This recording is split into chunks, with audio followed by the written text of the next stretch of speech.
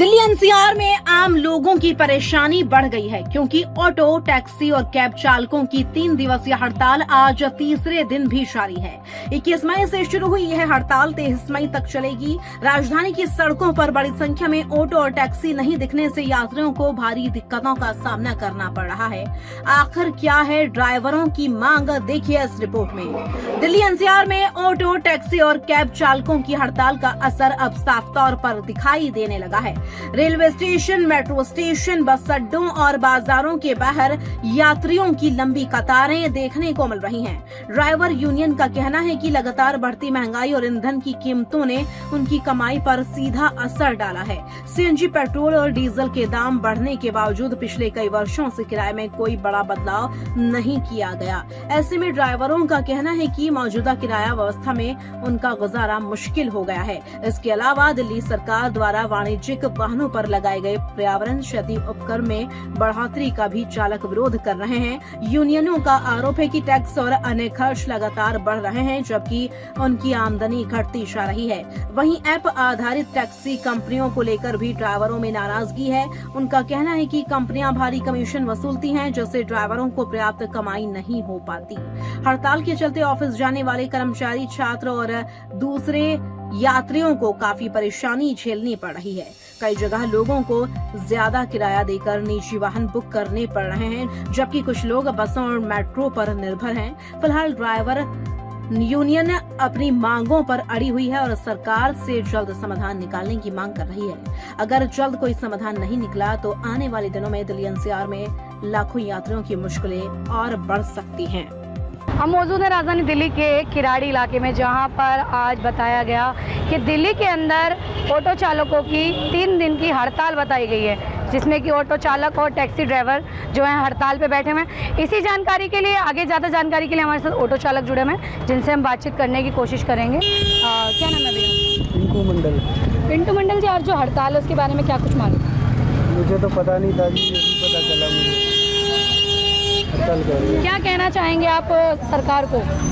सरकार को सर हम कुछ कह नहीं सकते कि उनकी मर्जी है, जो करना है उनको करना है। हमारे कहने से थोड़ी कुछ हो जाएगा जी। आगे और भी हमारे साथ जो ऑटो चालक हैं वो जुड़े हुए हैं, उनसे बातचीत करेंगे। क्या नाम है भैया? मैम सुनील कुमार नाम है मेरा। सुनील कुमार जी, आज की जो हड़ताल है क्या उसके बारे में आपको कुछ मालूम है? मैम कुछ खास नहीं नॉलेज है मेरे को तो मीडिया के माध्यम से पता चला कि आज हड़ताल है।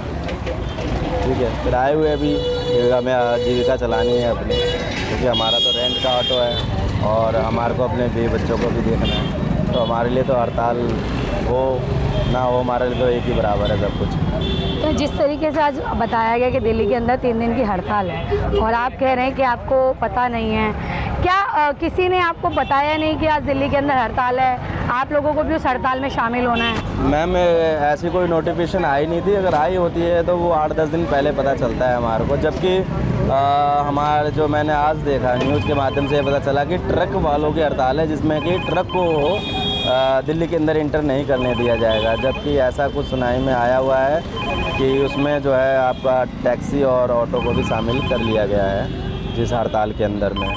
बाकी अब रोड पे निकले हैं, 1-2 भाई से मिलेंगे, उनकी जानकारी लेंगे, तब पता चलेगा हमारे को क्या बात है क्या नहीं है। फिर कंफर्म हो पाएगा कि हमें काम पे जाना है कि नहीं जाना है। क्या कहना चाहेंगे जो प्राइवेट गाड़ियां हैं वो अपने कम स्रोत में और ज़्यादा सवारियों को बिठाकर ट्रैवल्स करवाती हैं और आप लोगों की इनकम पे सीधा सीधा असर पड़ रहा है? जी जी जी बिल्कुल बिल्कुल बिल्कुल मैम, ये तो है ही है।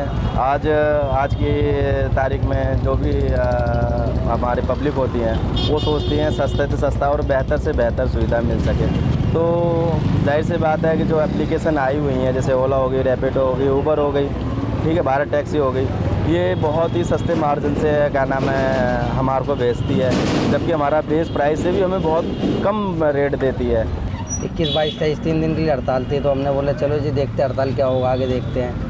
तो मांग उठाई थी, बंदों ने बोला था ओला उबर ये सब बंद करो, रैपिडो बंद करो।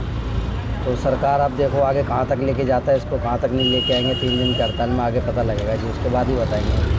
क्या लगता है जो ये जो प्राइवेट व्हीकल हैं जितने भी जो चल रहे हैं रोडों के ऊपर, क्या कहना चाहेंगे आप उनके लिए जो आपकी इनकम पे सीधा सीधा असर पड़ रहा है कि आप जो बता रहे हैं कि आपके ऑटो के जो सुविधा है वो कम है और पैसे ज़्यादा हैं, क्योंकि उसमें आपको अपनी CNG, अपनी ऑटो की फिटनेस वगैरह के लिए भी हर साल खर्चा करना पड़ता है। और इसी तरीके से जो प्राइवेट गाड़ियाँ हैं उनको कुछ नहीं करना पड़ता, सिर्फ वो कम समय में और कम पैसों में लोगों को सुविधा देते हुए हैं।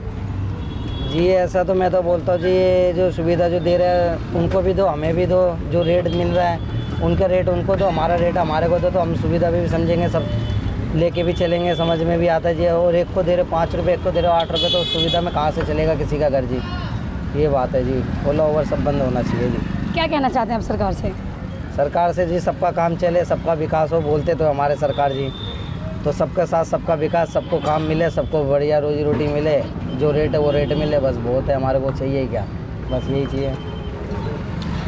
तो आपने सुना जो ऑटो चालक थे, उन्होंने बताया कि किस तरीके से उनकी आमदनी, उनकी जेब पर बहुत तगड़ा असर पड़ा है। एक तो महंगाई बढ़ने पर, और दूसरा जिस तरीके से प्राइवेट व्हीकल जो हैं वो जो ज़्यादा सुविधा और कम पैसों में लोगों को सुविधा देते हैं। और इसी तरीके से जो ऑटो ड्राइवर है उनका कहना है कि ना हमारी गाड़ी में AC है और ना हमारी गाड़ी में हमें लगता है कि हम सवारी को सुविधा दे पा रहे हैं, इसीलिए लोग ज़्यादा प्राइवेट व्हीकल की तरफ भाग रहे हैं। इसी के साथ मैं पूजा गुप्ता, न्यूज़ 12 लाइव।